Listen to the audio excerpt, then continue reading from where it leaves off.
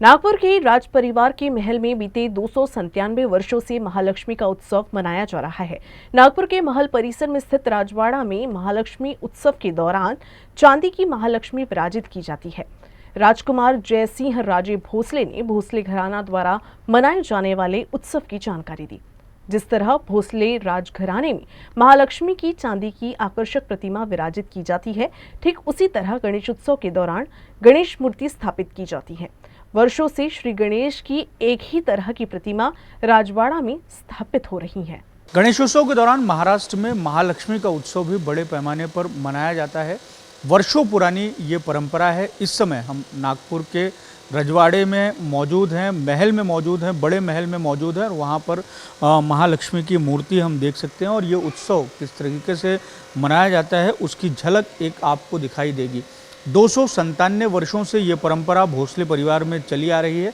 महालक्ष्मी का उत्सव मनाए जाने को लेकर इस उत्सव की क्या विशेषता है और भोसले परिवार किस तरीके से इस उत्सव को मनाता है, इसी पर अधिक बातचीत करने के लिए नागपुर के युवराज जयसिंह राजे भोसले हमारे साथ हैं। ये बताइए कि उत्सव बड़ा महत्वपूर्ण है, महाराष्ट्र के लिए बहुत महत्वपूर्ण है और इसे भव्य पैमाने पर मनाया भी जाता है। इस उत्सव की क्या विशेषता है और भोसले राजघराने का जो परिवार है वहाँ इस परंपरा को किस तरीके से जीवंत रखा गया है और इसे आगे बढ़ाया जा रहा है? जी 1728 में जब हमारे प्रथम रघुजी महाराज नागपुर आए, उस वक्त उन्होंने यहाँ गणेश जी महालक्ष्मी की स्थापना की और 297 वर्ष इस उत्सव को पूरे हो रहे हैं। 297 वर्षों से ये परंपरा अविरत चलती आ रही है और आप देखेंगे कि वैभव की प्रतीक, सुख समृद्धि की प्रतीक महालक्ष्मी जी की स्थापना हर घर में बड़े आनंद और उल्लास के साथ मनाई जाती है। उसी तरीके से राजवाड़े में भी अब ये रॉयल फैमिली होने की वजह से यहाँ महालक्ष्मी जी जो आप प्रतिमाएं देख रहे हैं वो चांदी की है। तो ये शाही महालक्ष्मी होने के कारण ये चांदी से निर्मित महालक्ष्मी है और 300 साल 297 साल पुरानी महालक्ष्मी यहाँ विराजमान है। हम देख रहे हैं कि चांदी की मूर्तियां हैं, वैसे ही गणेश जी की जो मूर्ति है वो बड़ी आकर्षक हमें दिखाई देती है।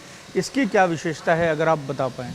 जी, जैसा पुराणों में वर्णित है वैसे ये शेंदूर वर्ण ऐसे गणेश जी है और ये गणेश जी की भी विशेषता ऐसी है, आप देखेंगे गणेश जी को जो पगड़ी है वो हमारे नागपुरकर भोसले घराने की जो पगड़ी है वो गणेश जी को पहनाई गई है, क्योंकि हमारा ऐसा मानना है कि 7 दिन के लिए गणेश जी हमारे राजा है। अगर 7 दिन में ये 7 दिनों में हमारे में से कोई भी वो पगड़ी परिधान नहीं करता, क्योंकि हमारे जो राजा है हम वो मान गणेश जी को देते हैं और इसलिए उनको हमने हमारे घराने की जो पगड़ी है, जो मुख्य मान समझा जाता है घराने का, वो गणपति जी को अर्पण किया है।